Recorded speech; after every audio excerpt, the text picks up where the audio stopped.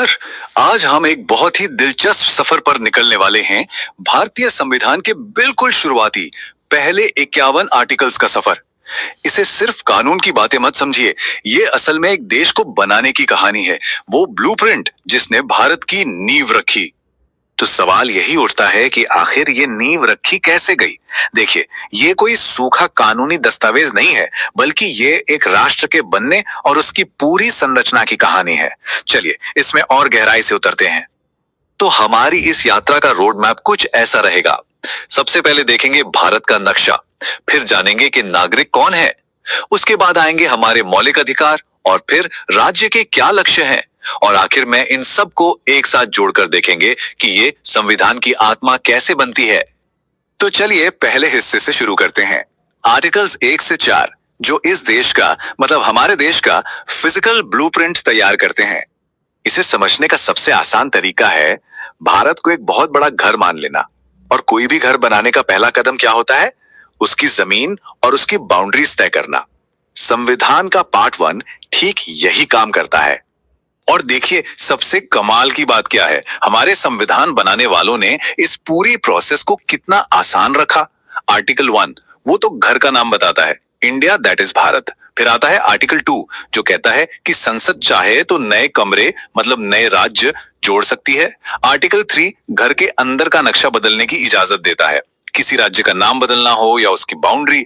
और आर्टिकल 4 तो ये साफ कर देता है कि इन सब बदलावों के लिए कोई बहुत बड़ा कॉन्स्टिट्यूशनल अमेंडमेंट नहीं चाहिए, एक सिंपल कानून से काम हो जाएगा। कितना प्रैक्टिकल है ना। ठीक है, तो घर का नक्शा तो तैयार हो गया। अब अगला सवाल क्या होगा? यही कि भाई इस घर में रहेगा कौन। तो चलिए देखते हैं कि आर्टिकल्स 5 से 11 इस बारे में क्या कहते हैं। बिल्कुल यही वो सवाल था जो संविधान बनाने वालों के सामने भी था। एक बार भारत की सीमाएं तय हो गईं, तो ये तय करना बहुत जरूरी था कि इस राष्ट्रीय परिवार का सदस्य कौन होगा, मतलब यहाँ का नागरिक कौन कहलाएगा। संविधान बनते समय उस वक्त के हालात को देखते हुए नागरिकता के नियम बहुत साफ रखे गए थे। जो लोग भारत में रह रहे थे उन्हें नागरिक माना गया। जो बंटवारे के बाद पाकिस्तान से आए या जो पाकिस्तान जाकर वापस आ गए उनके लिए भी नियम थे। यहाँ तक कि विदेश में रह रहे भारतीय मूल के लोगों का भी ध्यान रखा गया। लेकिन एक बात बिल्कुल पक्की थी, कोई दोहरी नागरिकता नहीं। और सबसे बड़ी बात, भविष्य में नागरिकता पर कोई भी कानून बनाने का आखिरी अधिकार सिर्फ और सिर्फ संसद के पास होगा। चलिए अब आते हैं संविधान के उस हिस्से पर जिसे सच में इसका दिल कहा जाता है, हमारे मौलिक अधिकार। ये वो नियम है जिनके साथ कोई समझौता नहीं हो सकता। ये हर नागरिक का सुरक्षा कवच है। सोचिए, जैसे एक परिवार में कुछ नियम होते हैं ताकि हर कोई सुरक्षित और सम्मानित महसूस करे, ठीक वैसे ही हमारे मौलिक अधिकार देश के हर सदस्य को किसी भी तरह के अनफेयर ट्रीटमेंट से बचाने वाले घर के नियम हैं। ये असल में स्टेट की पावर पर एक लिमिट लगाते हैं। हमारा संविधान हमें मोटे तौर पर 6 तरह के मौलिक अधिकार देता है।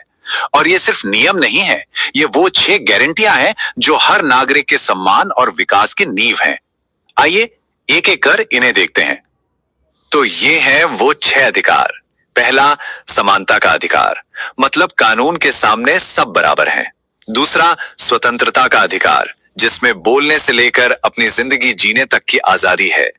फिर शोषण के विरुद्ध अधिकार, धर्म की स्वतंत्रता का अधिकार, अपनी भाषा संस्कृति को बचाने का अधिकार, और आखिर में जो शायद सबसे जरूरी है, संवैधानिक उपचार का अधिकार। ये हमें पावर देता है कि अगर हमारे बाकी अधिकार छीने जाएं तो हम सीधे कोर्ट जा सकते हैं। और इसी की अहमियत को समझते हुए डॉक्टर बी.आर. अंबेडकर ने आर्टिकल 32 को कुछ ऐसे ही नहीं, संविधान की आत्मा और उसका दिल कहा था।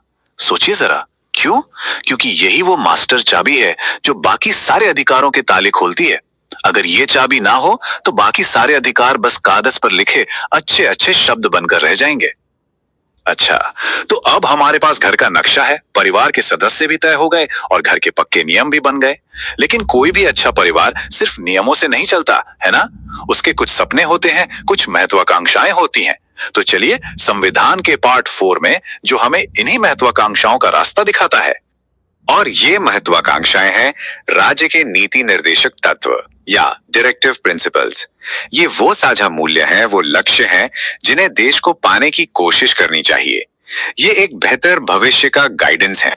यहाँ पर मौलिक अधिकारों और निर्देशक तत्वों का फर्क समझना बहुत जरूरी है।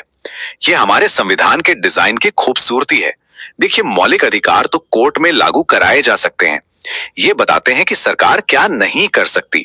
दूसरी तरफ निर्देशक तत्व कोर्ट में लागू नहीं होते, लेकिन वो सरकार को एक रास्ता दिखाते हैं कि उसे क्या करना चाहिए। ये सरकार के लिए एक नैतिक कंपस की तरह काम करते हैं। और ये लक्ष्य क्या है? ये एक प्रगतिशील देश का सपना दिखाते हैं, जहां सामाजिक आर्थिक न्याय हो, जहां समान काम के लिए समान वेतन मिले, जहां पर्यावरण की रक्षा हो और भारत दुनिया में शांति को बढ़ावा दे। ये वो आदर्श हैं जिनकी तरफ देश को हमेशा बढ़ते रहना है। तो इस तरह हमने अपने राष्ट्र के ब्लूप्रिंट के सारे जरूरी टुकड़ों को एक एक करके देख लिया है और अब हमारे सामने एक पूरी तस्वीर साफ हो रही है। अगर संक्षेप में कहें तो इन्हीं पहले 51 आर्टिकल्स में हमारे संविधान की असली आत्मा बसती है। आर्टिकल्स 1 से 4 ने भारत का नक्शा बनाया, 5 से 11 ने बताया कि नागरिक कौन है, 12 से 35 ने हमें हमारे मौलिक अधिकार दिए और 36 से 51 ने देश के लिए लक्ष्य तय किए। एक राष्ट्र का पूरा ब्लूप्रिंट। और ये सब समझने के बाद एक बहुत बड़ा सवाल हमारे सामने आकर खड़ा होता है कि 70 साल से भी ज्यादा पहले लिखे गए 51 आर्टिकल्स, ये फाउंडेशनल बातें आज भी हमारी जिंदगी को, हमारे समाज को, हमारी राजनीति को कैसे गाइड कर रही हैं? ये एक ऐसा सवाल है जो आज भी उतना ही, बल्कि शायद आज और भी ज्यादा जरूरी है।